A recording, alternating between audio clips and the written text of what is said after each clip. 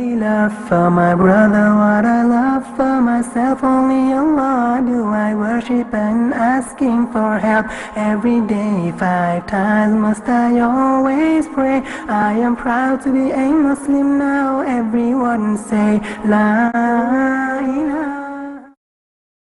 Assalamu alaikum wa rahmatullahi wa barakatuh. May God's peace, blessings, and mercy be upon you, all of you, and your families, and your friends, and everybody around you. I'd like to start off by thanking Allah subhanahu wa ta'ala for so many blessings in our life. You know, far too often we get so stuck on problems and difficulties, we forget to see the blessings that we really have.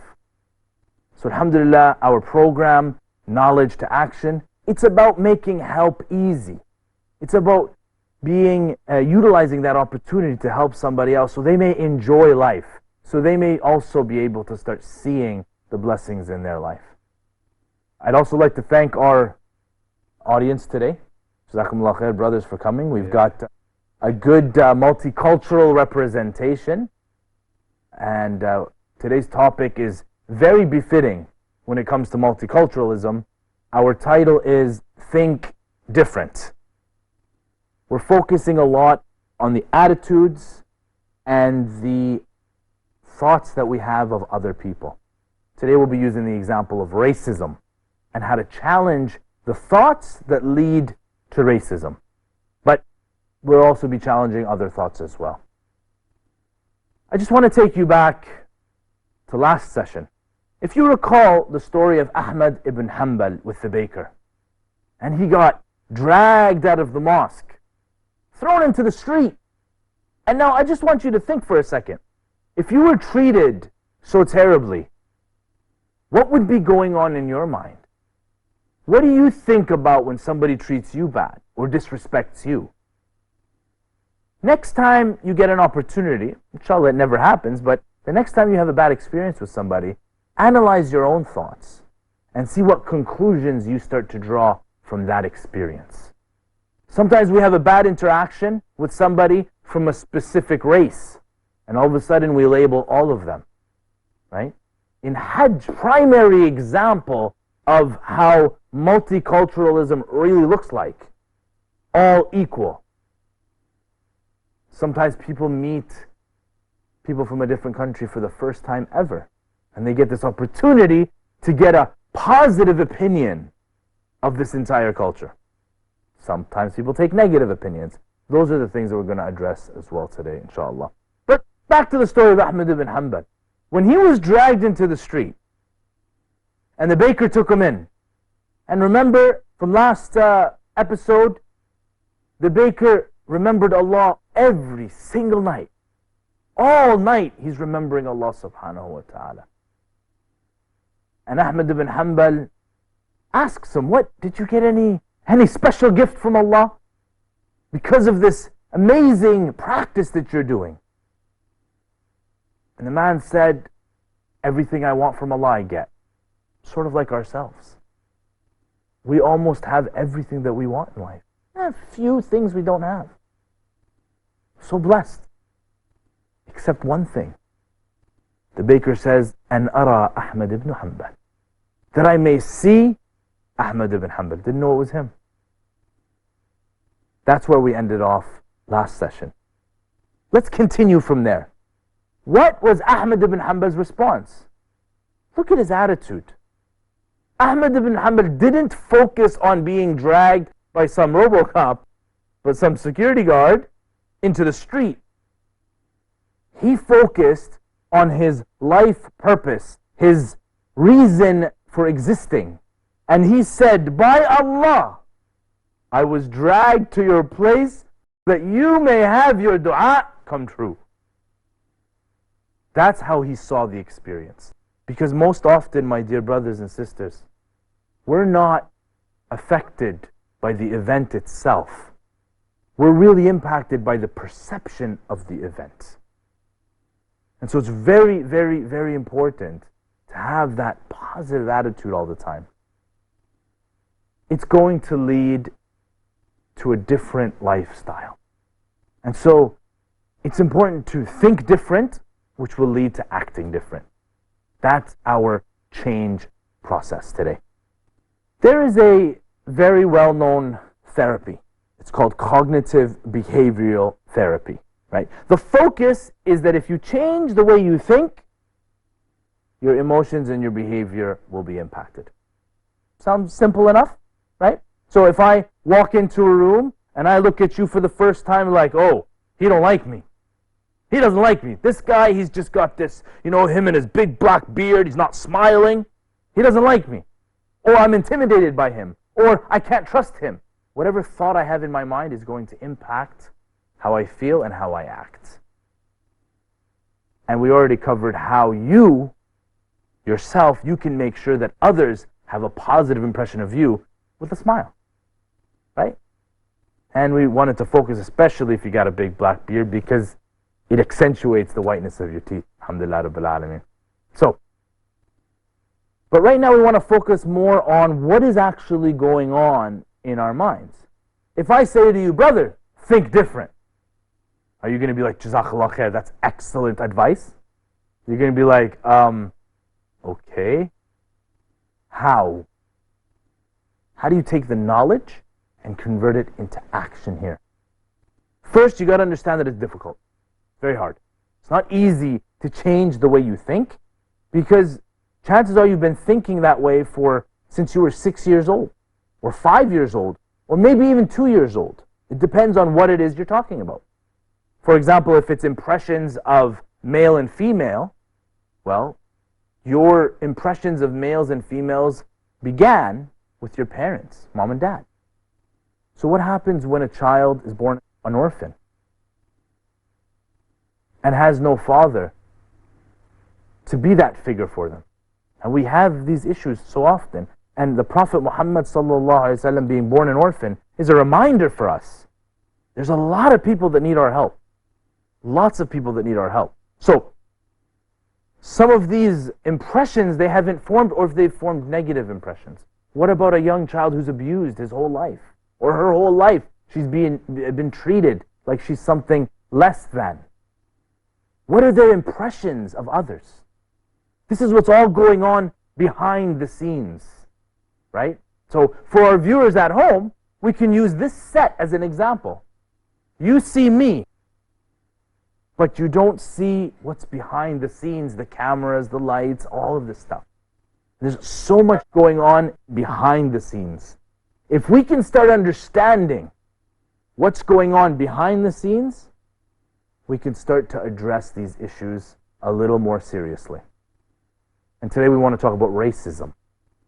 How do we combat racism? By changing the way people think. How do we do it?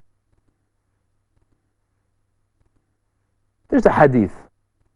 Prophet said, Islam began as something strange and will once again return to something strange. What comes after? Tuba lil ghuraba, right? Glad tidings to the strangers, because it's good to be different. Could you imagine if we were all the same? We all looked the same, we talked the same, we had the same food, there was only two primary colors? Could you imagine how dull life would be? But it's not. Allah subhanahu wa ta'ala creates us in different forms, and we speak different, and we look different. And this is a sign of Allah. This is a miracle. This is the beauty of life. Yet we want to do the opposite. And we want everybody to be like us. And if they're not like us, then they must be bad. That is a terrible, faulty schema. If you're not like me, you're not good. That has to be removed. This is the core schema of racism. Ana khayrun min. Who said that? Iblis. He's the first to say that word, right? There's where your racism began. Or speciesism, I don't know, whatever you want to call it. I'm better than him. Or I'm better than her. Later on, we're going to talk about, well, you got to challenge that. Why? What makes you better than another person? The color of your skin? Your parents? Things that you didn't even choose? Not logical. Whereas at the time of the Prophet Muhammad sallallahu alaihi wasallam, there was so much multiculturalism around the Prophet. I mean, there's many examples, right? You give us a few examples of some of the Sahaba. Salman al-Farsi. Salman al-Farsi, what an excellent example. Salman al-Farsi was a Persian. And Salman al-Farsi has an amazing history. He was born into nobility. And then he makes it to Al-Madinah in a poor state. Look into his life. You're going to see something very interesting. Get another example. Bilal ibn Rabah. Oh, Bilal. Of course. You gotta. If you talk about multiculturalism and anti-racism in Islam, you have to speak about Bilal radiallahu anhu. There's so many stories. The first to give the adhan on top of the Kaaba. Imagine. Sometimes when you're on the third floor in Mecca, for most of you that have attended, and inshallah if you haven't, inshallah may Allah make it easy for you to do so. And you look on top of the Kaaba and you think, man, I'd love to be up there. Imagine the status of being on top of the Kaaba. So there's a massive story about that. Look into it. It's amazing, amazing. Let's give one more, inshallah. Suhaib al-Rumi. Suhaib al-Rumi. Of course, Suhaib the Roman. All right? So we've got all these examples. What did the Quraysh, the pagans at the time, how did they view these Sahaba? How did they view multiculturalism? The same way that racists do. They said, if the Arabs follow Muhammad, then they're his people. But what are these guys doing here?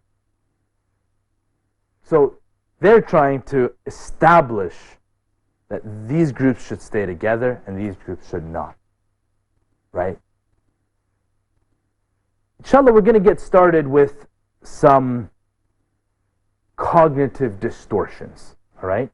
These, as a result, this way of thinking, it leads to specific distortions, specific errors that you can actually challenge. It's not easy to get at the core schema. Sometimes we will never know what it is unless we go through, as we spoke about in previous sessions, process of cognitive behavioral modification.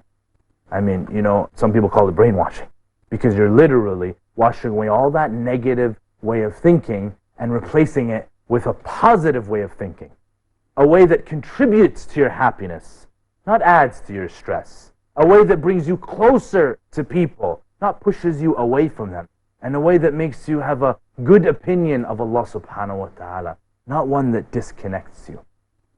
So, when we come back from the break, we're going to talk about how we can start thinking different. We'll see you soon. Assalamu alaikum wa rahmatullahi wa barakatuh. Assalamu alaikum wa rahmatullahi wa barakatuh. May Allah's peace, blessings, and mercy be upon you. And thanks for joining us. Thinking. What are all those ways of thinking that actually cause us problems? Why don't we have a small group discussion here in talking about thinking errors. Allah subhanahu wa ta'ala says, فَاجْتَنِبُوا كَثِيرًا مِنَ الظَّنِّ إِنَّ بَعْدَ الظَّنِّ إِثْمٌ. Alright? Keep away most cases of suspicion.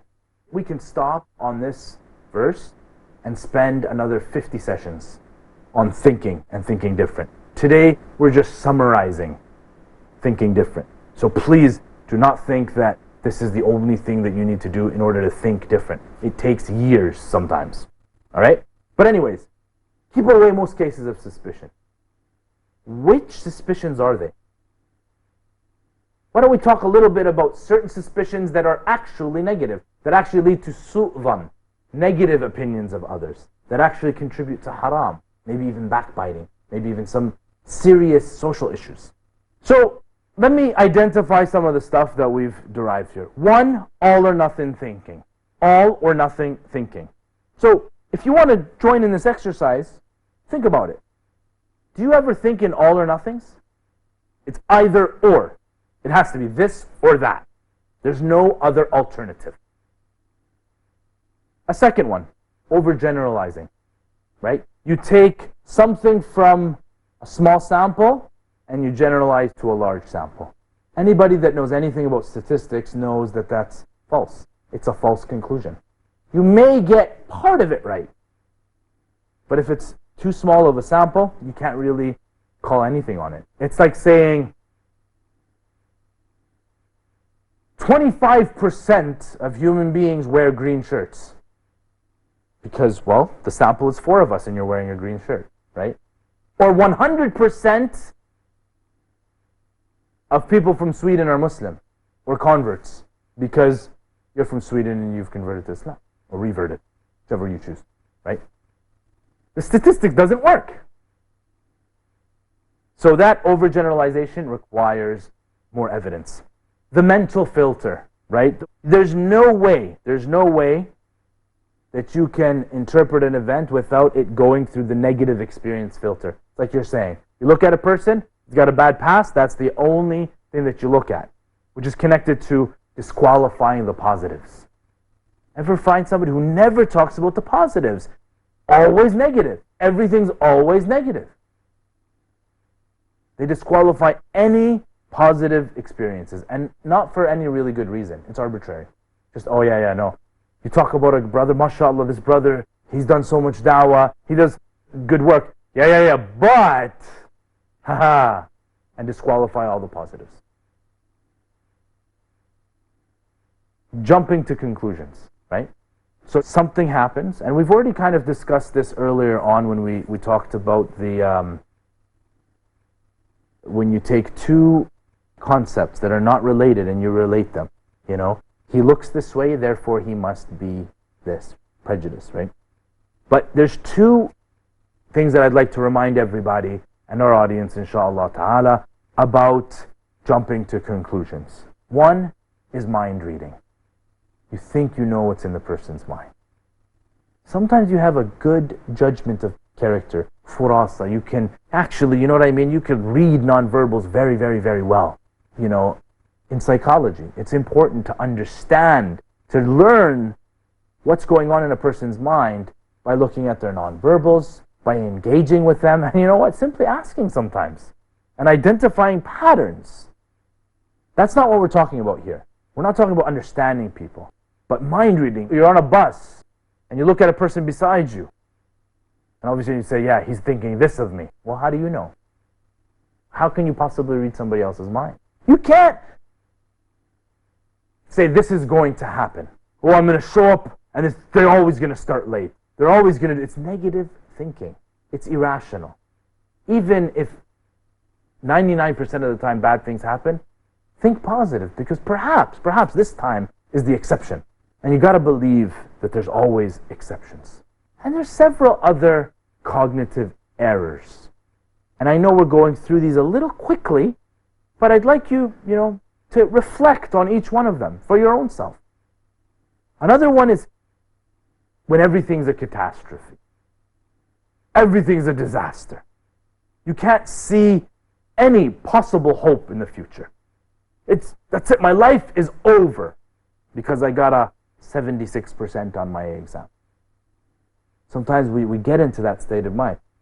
There's nothing wrong with being anxious from time to time and worried and scared and all the emotions, even if they're negative. But it's got to be a temporary state. It cannot be a trait. Does that make sense? It's got to be temporary only. We got to overcome these cognitive errors, or else they become part of us.